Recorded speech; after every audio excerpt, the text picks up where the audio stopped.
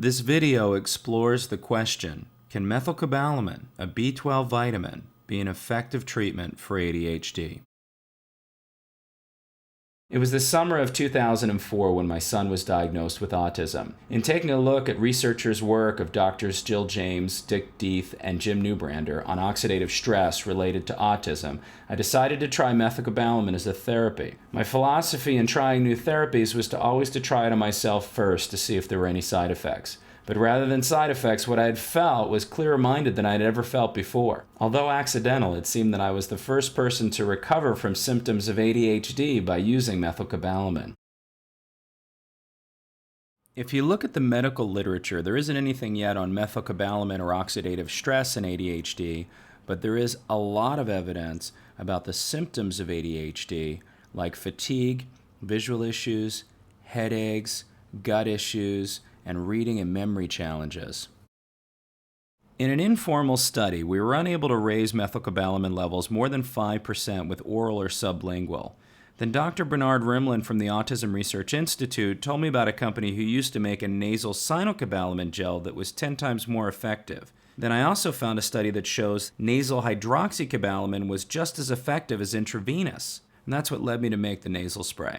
Next, let's take a look at how methylcobalamin nasal spray feels to Mike, a 23-year-old with diagnosed ADD. Tell me your symptoms. ADD, short attention span. I can't pay attention to anything. I can read something and 10 minutes later, what did I just read? Going out, making plans, remembering things. Did I do that? Did I pay those bills? Bad stress. I can't get something out of my head. I took Adderall and tried Ritalin also. When I was on the medication, I did really well. I pulled straight A's a few years, and then the medication really changed my personality. Maybe depressed and not as social. I think I'm lactose intolerant, bloated, twisting in the stomach, tired. How do you feel right now? I'm in pain, like it's cramping in on me and a little weak. How long's it been going on this time? Since last night. For the past few years, I have had a pain in the stomach. I went and saw the doctor. They just told me I was gassed. Your discomfort in your stomach right now? Oh, it's like an 8. Just read the page. How confident are you that you know that information? Put this in here. Feeling a little something on the sides. I'm hearing a lot more around me. Kids outside and cars driving by while I'm listening to you. Where's your head pressure? So, I really don't feel much, actually. And your stomach pain? It's not really there. I seem a little bit more relaxed. Read that and see what you feel. Usually I hesitate on bigger words and I read over them twice. I just read through it this time. Do you notice a difference in reading? It was actually smoother than I usually read. I don't like reading. I actually continue to read on. I have been noticing that my nose cleared up. Before I go. I can take big breaths, but it's clear. How are you I'm feeling definitely now? much more relaxed. Clear-headed. Energy? Up there. It's a major improvement from when I came in here. How's the pain? It's not there. Before I was having to breathe and kind of twist to try to get the pain to go away. I'm surprised it hasn't been on the news. 7 weeks later, we took Mike to Qmetrics in Burbank to see if we could measure the effects of methylcobalamin nasal spray on the brain. Mike had not used any medications or methylcobalamin during that time. Mike immediately had challenges with the boredom of doing an EEG and began sighing about once every 45 seconds.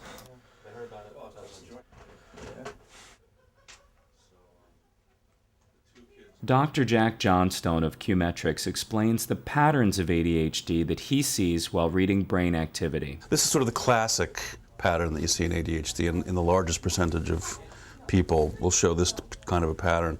So here's what we consider to be the normal background alpha wave activity. When you close your eyes, you make alpha waves over the back of your head. Right. And they're often in the range of 10 cycles per second. And so if you see 10 cycles per second over the back of the head when the person has their eyes closed and it's pretty symmetrical, that's sort of the normal resting rhythm.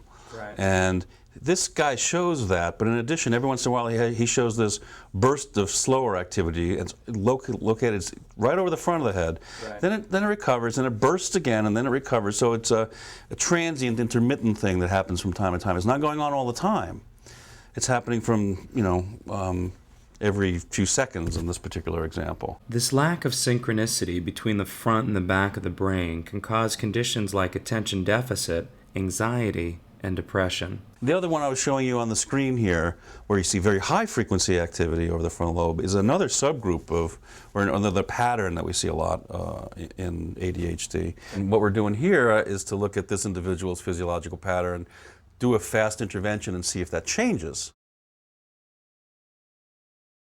These are eyes fluttering, he's twittering his eyes. In ADHD, a common symptom is central nervous system white noise that seems to express itself at times as low-level tinnitus in the ears, fluttering of the muscles, or in this case, eye movement. The one thing I see is that when we ask you to close your eyes, you're fluttering a little bit. Can you feel it? Yeah. When you close your eyes, you can feel your eyes kind of jiggling a little bit? They always do that. When I go try to get this. Okay. Now, in looking at an EEG, we hope to see harmonious-looking waves across the entire brain. In ADHD, one very common characteristic is the frontal lobe being out of sync, either slower or faster than the rest of the brain. That's clearly the type of theta activity that we see in that large subset of individuals with ADHD that we were talking about earlier. It may sound counterintuitive, but if the frontal lobe is slower or out of sync, the brain seems to either become more hyperactive and anxious or at times depressed. The bottom line is having an out-of-sync brain can have many negative side effects. Clearly this is way slower than this is down here. This one you can see is going up and down 1, 2, 3, 4, 5 or 6 times per second, something like that. These guys are going 1, 2, 3, 4, 5, 6, 7, 8, 9, 10, 11, like 10 or 11. What I'd say is there's excessive theta activity over the front of his head. And the analysis confirmed there was excessive theta activity or slowness in the frontal lobe, which was clearly shown in a large patch of red and yellow positioned at the front of this top-down drawing of the brain. And then we gave Mike the spray. These are clearly faster rhythms up here now. This is a beautiful recording now. It's actually looking pretty good here. It looks like it's a little better to me. I mean, I hate to call it so early here, but it's faster down here. See how fast this rhythm is in here? There is more rhythmic activity up the front. Is that surprising? Yeah. Jack was surprised that a vitamin was doing what he thought only medications could do, normalize brain activity. And Mike wasn't even feeling the full effects yet. Mike, how do you feel right now? Not bad. It's not like, last time it seemed like I was like, yeah, let's do this. This looks so much more, they all look very similar from like here to here, compared to before where these guys looked different. I think that's the case. I think he's doing way better on the eye jiggle than he was when he first started. Jack noticed that Mike's eyes were continuing to be more calm, and he became a little puzzled that the back of his brain showed more fast alpha waves, something more common in meditation rather than ADHD. Not bad. I mean, nice posterior alpha. He seems like if anything, he's making less theta rather than more over time. How do you feel? Not bad. You're starting to kick in? A little bit, yeah. But I was more relaxed there than the previous ones. now, what about your energy? It's up there. Okay, so you feel like you're pretty A much little bit more alert than before. This accelerated clip shows how Mike's sighing was improved by 400%. Let me tell you. So how do you feel? Yeah, it's definitely, I can tell a difference. Right. Okay, you want to stand up for a second? And, Yeah, I'm good.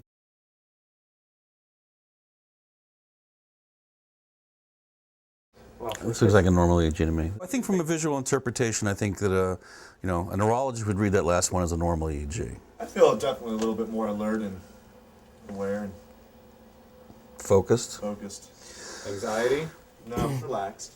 When you do the before and after of someone on a stimulant drug, do the results look similar? What I'm not sure about is the time course, whether you'd see that much of a change in an hour. But in fact, the stimulants are known to decrease slow activity and increase the higher frequency activity a little bit. So they would do the same thing that we're trying to demonstrate here.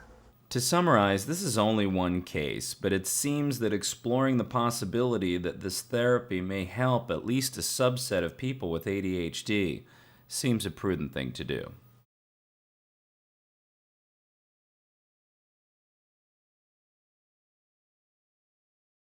To find out more about methylcobalamin nasal spray for ADHD, please join us at the Yahoo Health group MB12 Valtrex. To watch more recovery videos, go to www.recoveryvideos.com.